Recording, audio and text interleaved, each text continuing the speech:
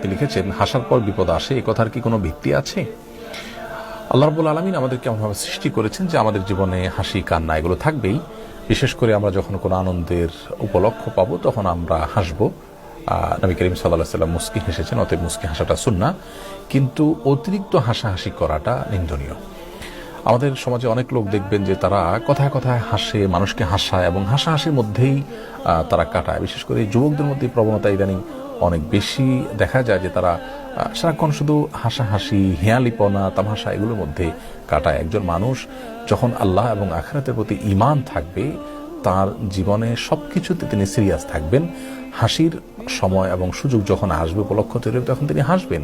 কিন্তু কথায় কথায় বা যেখানে সেখানে সারাক্ষণ শুধু হাসাহাসি করা, এটি একজন ইমানদার বা আখিরাতে বিশ্বাসী মানুষের জন্য শোভনীয় নয়, যার সামনে জান্নাত বা জাহান্নাম দুটি যে কোনো একটি অপশনে তাকে অবশ্যই যেতে হবে, সেই বিষয়টি রয়েছে। রাসূল আকরাম সাল্লাল্লাহু আলাইহি ওয়াসাল্লাম বলেছেন, তোমরা অতিরিক্ত হাসাহাসি করা থেকে বেঁচে থাকবে, কারণ ফাইন্নাহু ইউমিতুল কলব, কারণ অতিরিক্ত হাসাহাসি করলে মানুষের অন্তরকে এই হাসি, অতিরিক্ত হাসি মেরে ফেলে।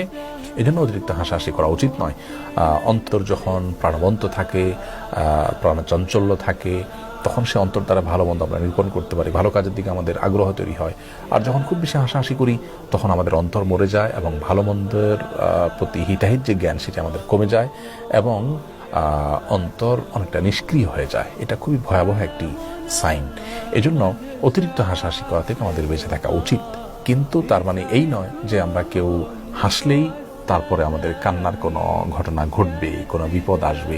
কোনো মুরব্বীদের দেখা যায় যে তারা কারোর অতিরিক্ত হাসাহাসি এটা থামানোর জন্য, এই স্বভাব থেকে তাকে রক্ষা করবার জন্য বলেন যে তুমি বেশি হাসতেছো, তোমার একটা বিপদ আসতেছে। এটি নিছকই আমাদের ধারণা। কোরআন হাদিসে এরকম কোনো কথা বলা হয়নি যে অতিরিক্ত হাসলে বা হাসলেই তারপরে কান্না আসবে, এমন কোনো কথা নেই। তবে অতিরিক্ত এবং অহেতুক হাসাহাসি করা এটি নিন্দনীয়, সেটি সম্পূর্ণ ভিন্ন বিষয়।